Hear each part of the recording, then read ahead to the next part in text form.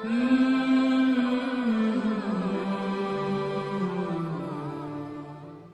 اللہ والصلاة والسلام علی رسول اللہ وبعد۔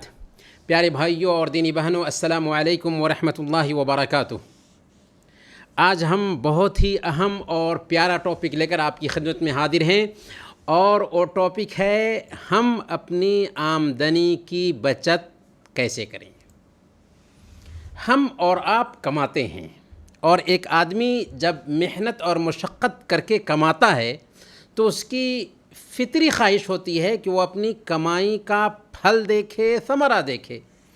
اگر کمائے اور اس کی محنت کا کوئی پھل ظاہر نہ ہو تو وہ ایک دن تھک ہار کر بیٹھ جائے گا۔ دنیا میں آپ کو کتنے ایسے لوگ ملیں گے جو کماتے تو ہیں لیکن اپنی کمائی کا کوئی خاص اثر اپنی زندگی میں نہیں دیکھ پاتے۔ چنانچہ ان کی شکایت ہوتی ہے کہ ہماری روزی میں برکت نہیں ہو رہی ہے۔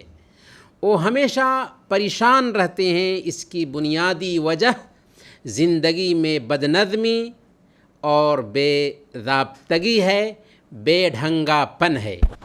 اگر زندگی سے بدنظمی ختم ہو جائے اور آمدنی کے تئیں منظم پلاننگ کر لیں تو ہم خاطر خواہ طریقے سے اپنی آمدنی کی بچت کر سکتے ہیں۔ تو کیا کریں کہ ہم اپنی آمدنی کی بچت کر سکیں؟ اس حوالے سے 10 پوائنٹس ہم آپ کی خدمت میں رکھیں گے۔ ہمیں امید ہے کہ ان پوائنٹس کی روشنی میں ہم اپنی آمدنی کی بچت کرنے کی کوشش کریں گے۔ سب سے پہلے نمبر پر صدقہ کریں۔ اللہ کے رسول صلی اللہ علیہ وسلم نے ارشاد فرمایا، ما نقصت صدقۃ من مال، صدقہ کرنے کی وجہ سے مال میں کمی نہیں آتی۔ جی ہاں، صدقہ سے مال کم نہیں ہوتا بلکہ مال میں اضافہ ہوتا ہے، مال بڑھتا ہے۔ ماہانہ تنخواہ میں سے 2.5% یا 2% جتنا ہو سکتا ہو اپنے غریب رشتہ داروں کے لیے وقف کر دیں۔ اگر رشتہ دار محتاج نہ ہوں تو کسی بھی یتیم اور بیوہ کو یہ رقم بھیجنا شروع کر دیں۔ اس کا اثر آپ کے مال میں برکت کی شکل میں ظاہر ہوگا۔ صدقہ ایسی بہت ساری بیماریوں اور آفتوں سے بھی بچاتا ہے جس میں غیر شعوری طور پر آپ کا بے تحاشا مال خرچ ہو جایا کرتا ہے۔ اسی لیے اللہ کے نبی صلی اللہ علیہ وسلم نے سنن ابی داؤد کی روایت کے مطابق ارشاد فرمایا، داؤ مرضاکم بالصدقہ، اپنے مریضوں کا صدقہ کے ذریعہ علاج کرو۔ دوسرے نمبر پر قرض کے بوجھ سے چھٹکارا حاصل کریں۔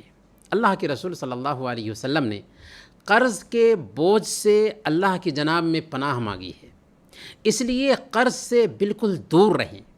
اگر سخت ضرورت کی وجہ سے اس میں پھنس جائیں تو فوری طور پر اس سے نجات حاصل کرنے کی کوشش کریں اور اس کی ادائیگی میں ٹال مٹول ہرگز نہ کریں۔ قرض کا معاملہ بڑا سخت اور ہولناک ہے۔ قرض کی وجہ سے شہید تک کی مغفرت نہیں ہوتی۔ اللہ کے نبی صلی اللہ علیہ وسلم نے صحیح مسلم کی روایت کے مطابق بیان فرمایا، یغفر للشہید کل شیء الا الدین، کہ شہید کے سارے گناہ معاف کر دیے جاتے ہیں سوائے قرض کے۔ اس سے ہم قرض کی خطرناکی کا اندازہ لگا سکتے ہیں۔ اس لیے ناگزیر ضرورت کے علاوہ قرض ہرگز نہ لیں۔ تیسرے نمبر پر تنخواہ کا آدھا حصہ خرچ کریں اور آدھا حصہ جمع کرنے کی کوشش کریں، پس انداز کرنے کی کوشش کریں۔ بینک میں اپنا اکاؤنٹ کھول کر رکھیں اور ہر مہینہ تنخواہ کا آدھا حصہ بینک میں جمع کرا دیں۔ اگر گھر کے تقاضوں کی وجہ سے ایسا کرنا مشکل ہو رہا ہو تو دھیرے دھیرے تدریج کے ساتھ یہ کام شروع کریں۔ مثال کے طور پر 10% یا 15% سے شروع کریں اور اس تناسب میں بڑھوتری لاتے جائیں، اضافہ کرتے جائیں، یہاں تک کہ آدھی تنخواہ جمع کرنے کے قابل ہو جائیں۔ چوتھے نمبر پر اگر کچھ خریدنے کی خواہش ہو تو اس عمل کو 2-3 ہفتے تک مؤخر کریں، ٹالتے رہیں۔ 2-3 ہفتے کے لیے مؤخر کرنے کی وجہ سے خواہش خود بخود کم ہو جائے گی یا جاتی رہے گی۔ 5ویں نمبر پر فیملی اور بچوں کے اخراجات کے لیے ماہانہ رقم متعین کر دیں، اس لیے کہ اخراجات کو کھلا رکھنے سے بے تحاشا پیسے خرچ ہوں گے۔ گھر کے افراد کو ہر مہینہ ضرورت کے مطابق ہی پیسے دیں، ان کو بچت اور میانہ روی کی تعلیم دیتے رہیں اور فضول خرچی سے روکتے رہیں، منع کرتے رہیں، لیکن معاملہ بہرحال بخیلی اور کنجوسی کی حد تک نہیں پہنچنا چاہیے، کیونکہ فیملی کی جائز ضروریات کی تکمیل ضروری ہے۔ اللہ کے نبی صلی اللہ علیہ وسلم نے فرمایا، سنن ترمذی کی روایت ہے، خیرکم خیرکم لأہلہ وانا خیرکم لأہلی، کہ تم میں بہتر وہ ہے جو اپنے گھر والوں کے لیے بہتر ہو، اور میں تم سب میں اپنے اہل خانہ کے لیے سب سے بہتر ہوں۔ لہذا اہل خانہ کی ضرورت پوری ہونی چاہیے، لیکن اس کے لیے رقم طے کر دیں۔ چھٹے نمبر پر ایسی رہائش گاہ اختیار کریں جو آپ کی آمدنی کے مطابق ہو۔ اگر زیادہ قیمت کا فلیٹ لیا تو تنخواہ کا زیادہ تر حصہ اس پر خرچ ہو جائے گا، اس لیے اپنی تنخواہ اور معیار کے مطابق رہائش گاہ کا انتخاب کریں کہ چادر دیکھ کر کے ہی پیر پھیلانا چاہیے۔ دوسروں کی ٹھاٹ باٹ کی زندگی اور عمدہ طرز رہائش سے ہمیں مرعوب نہیں ہونا چاہیے کہ فلاں ایسے فلیٹ میں رہتا ہے، فلاں کا ایسا رکھ رکھاؤ ہے۔ بھئی ہماری جتنی استطاعت ہے اتنی استطاعت کے مطابق میں ہم رہن سہن اختیار کریں گے۔ 7ویں نمبر پر 2 سال استعمال کرنے کی وجہ سے گاڑی کی 30 اور 40% قیمت خود بخود کم ہو جاتی ہے۔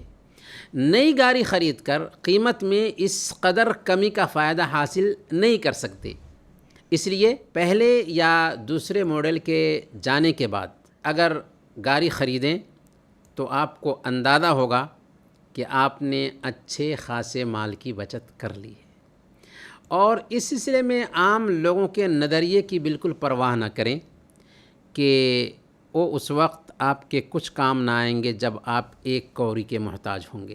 دوسرے اگر نئی گاڑیاں خریدتے ہیں تو ان کی پرواہ مت کریں، آپ اپنی آمدنی دیکھیں اور اپنی آمدنی کے حساب سے اس میں بچت لانے کی کوشش کریں۔ 8ویں نمبر پر سپر مارکیٹ میں خریداری کے لیے جائیں تو ضروریاتی چیزوں کی لسٹ بنا لیں۔ اہل خانہ سے گھر کی ضروریات معلوم کر کے اس کی پوری لسٹ تیار کر لیں، پھر خریداری کے لیے سپر مارکیٹ جائیں یا اپنے گھر والوں کو لے کر کے جائیں، پہلے لسٹ بنا لیں۔ لسٹ سے باہر کی چیزیں خریدنے سے بالکل گریز کریں کہ اس کی آپ کو فوری ضرورت نہیں ہے۔ اگر ایسا کیا تو آسانی کے ساتھ ہم اپنے مال کی بچت کر سکتے ہیں۔ 9ویں نمبر پر ہر چیز نقد خریدنے کی عادت ڈالیں۔ انسٹالمنٹ پر قسطوں پر سامان کی خریداری سے بال پرہیز کریں، اور تجارتی کمپنیوں کے پرفریب جھانسے میں ہرگز نہ آئیں کہ وہ آپ کے خیرخواہ نہیں ہیں، بلکہ مہذب انداز میں آپ کے جیب سے وہ پیسے اینٹھنا چاہتے ہیں۔ اس لیے نہایت سخت ضرورت کے بغیر قسطوں پر کوئی سامان ہرگز نہ خریدیں۔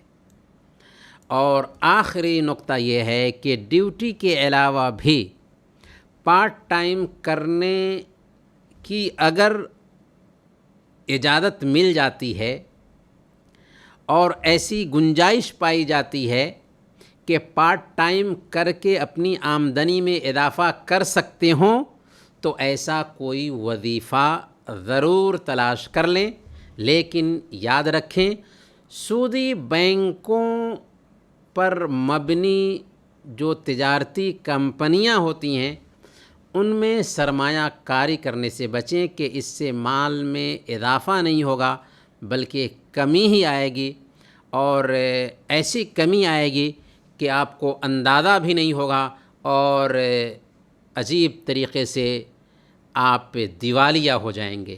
اللہ تعالیٰ فرماتا ہے یمحق اللہ الربا، اللہ تعالیٰ سود کو مٹاتا ہے۔ ہمیں پوری امید ہے کہ یہ 10 پوائنٹس جو ہم نے ذکر کیا ہے، ان پوائنٹس کی روشنی میں ہم مالی منصوبہ بندی کریں گے، پلاننگ کریں گے اور اپنی آمدنی کی بچت پر دھیان دیں گے۔ وصلی اللہ علی نبینا محمد وعلی آلہ وصحبہ اجمعین۔